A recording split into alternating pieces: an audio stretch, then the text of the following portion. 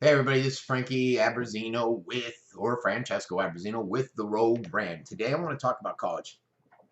Just a couple weeks ago, I sent my oldest daughter off to USF.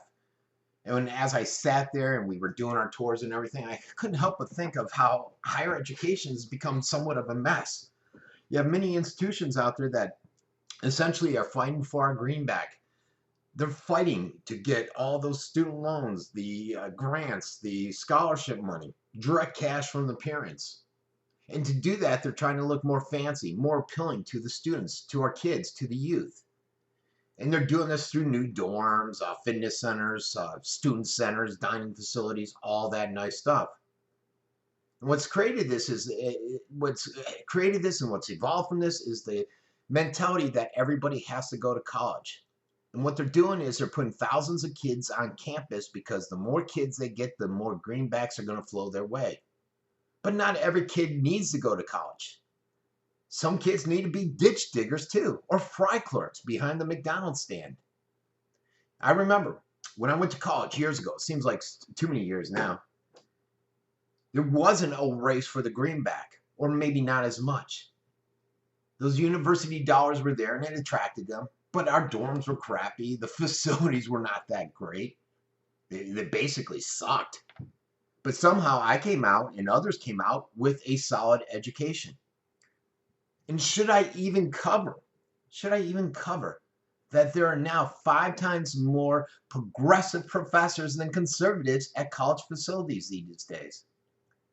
The worst aspect of this is that many have essentially taken on the role of indoctrinating the students, our kids, into this poisonous progressive politics, which they now refer to as progressivism. They do that because liberalism is no longer credible. So you got this progressive doctrine that they're out there pushing on the campuses. It has led to a disintegration of the traditional college atmosphere, where students are once were exposed and challenged by a broad range of ideas. That's not happening anymore. Students are now afraid of their own shadows. They are. And the ideas, any ideas that differ from their narrow range or acceptable ideology, just sends the kids running for these safe spaces. They run hiding, paranoid, not sure what to do. They'll run into their dorm room. I need my safe space. And so now they're afraid. These kids are afraid of their own shadows, their own ideas. Trigger warnings are expected or required to protect those who desire only peace and harmony within their little environment, their little safe space. They can't deal with that unsuitable content. So they run to the safe space, where they seek refuge from the rigors of life. What do you think about this? There's a recent focus that we see not only at colleges but in high schools, the transgenderism, the bending over backwards to accommodate it. Anyone failing to use the personal pronoun preferred by each and every person who claims to be a transgender is breaking some federal law now.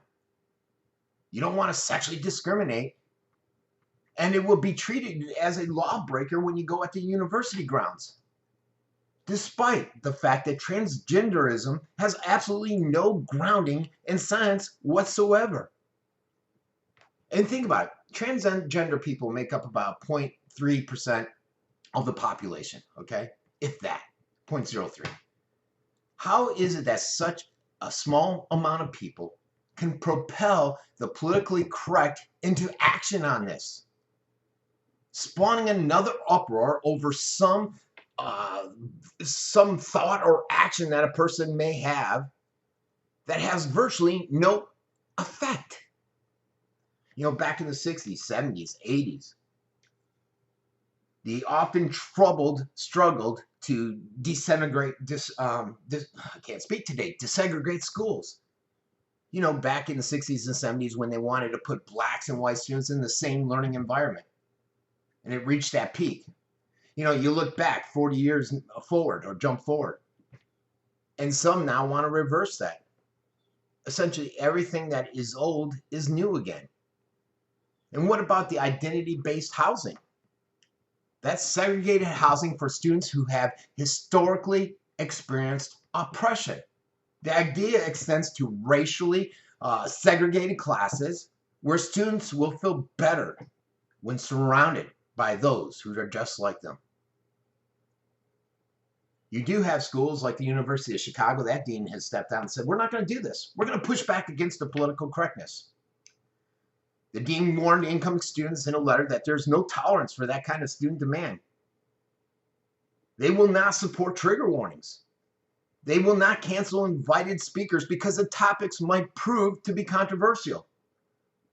He and his school will not condone safe spaces where individuals can retreat and hide from ideas and perspectives that are at odds with their own.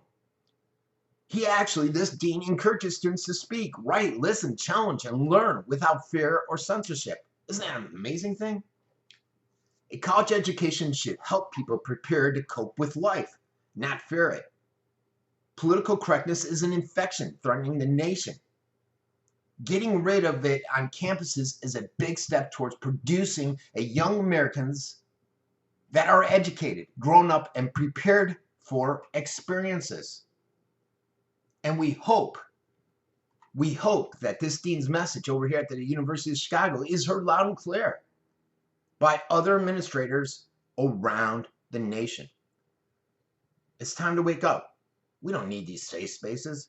Kids need to walk out and see the reality of life. This has been Francesco Abbruzzino with the Rogue Rant. What say you?